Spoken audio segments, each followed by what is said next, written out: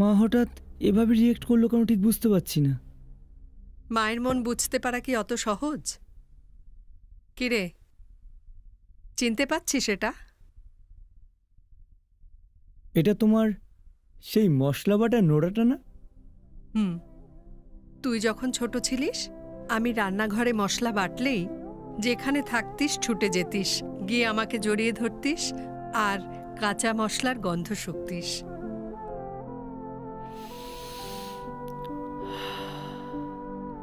খুব ভালো লাগতো গন্ধটা। ছোটবেলাটাকে খুব মিস করি জানো তোমা।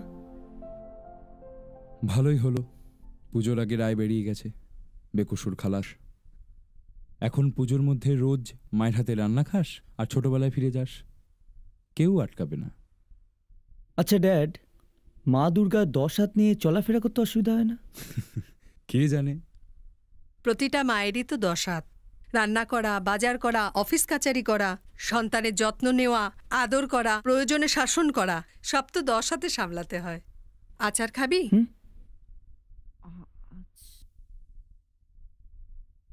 বলছি কি, আজ না আর আচার খেতে ইচ্ছে করছে না, কাল খাবো। কাল কি হবে তা ঈশ্বরই জানেন, সামনের জিনিস না বলতে নেই, একটু খা।